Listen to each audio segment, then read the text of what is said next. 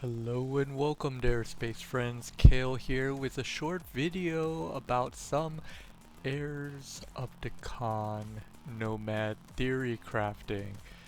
We got some answers today from Alfred Strike before a bit of a reveal about the final information dump we're gonna get before the preliminary patch notes of the Nomads release. And one thing that I've been theory crafting here is, well, it's the gotta go fast kiting build. You see, Heirs of the Khan was released, talked about, and it's had an interesting, not sublight speed, but if you look on the upper left there, that Heirs of the Khan gets a base ship speed plus 30%.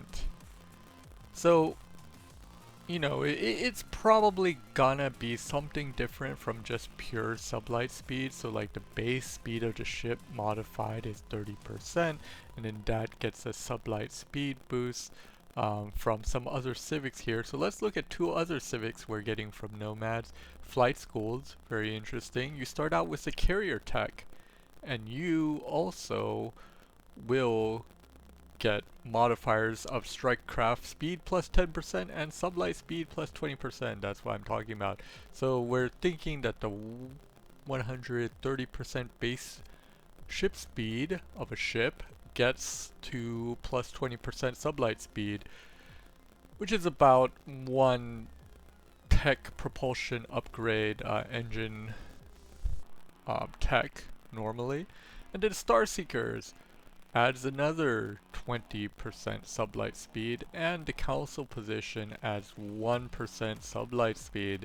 So we are now looking at grand total of starting the game with 130% base ship speed and then plus 40% sublight speed. So you're looking at about 170% approximately, depending on how the multipliers for the base ship speed works.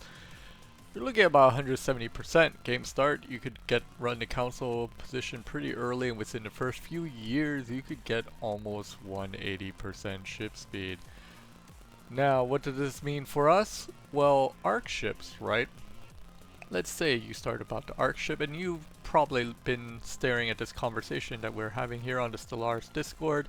Now, one thing that I'm interested in is, so say you start out the game with 70-80% sublight speed, and the arc ship has carrier fighters on them, and it can outrange stuff. And we're talking about maulers, corvettes, whatever, and Alfred Strike Dev was nice enough to come out and say the arc ship has a base speed of 100.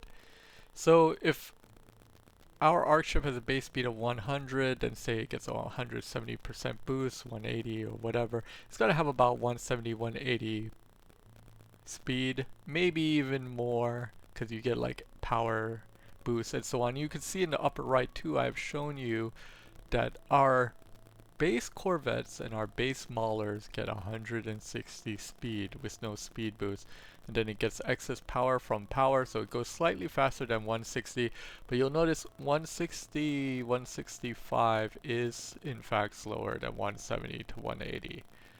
So this means that any heirs of the Khan going aggressive very early will be able to permanently kite any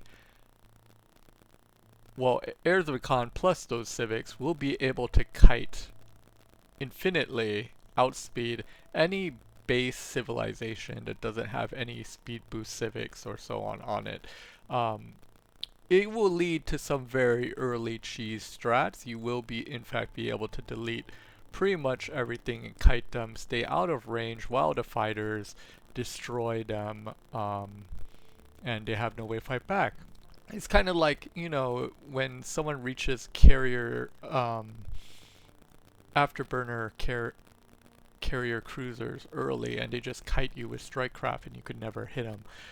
It's gonna be a little disgusting. So what I'm saying is this will be a pretty strong strat to start out with, assuming the numbers don't get changed, and maybe they will get changed because now it does know about them, and I think it will be a little silly to start out, but multiplayer the multiplayer meta, they won't allow you to attack within the first few years, so you know that way it'll be more balanced. But if you're going against the AI, well, sucks to be them. Alright, and we're gonna come out with more stuff for you very soon.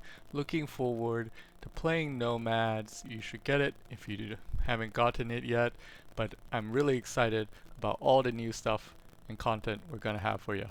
Alright, take care.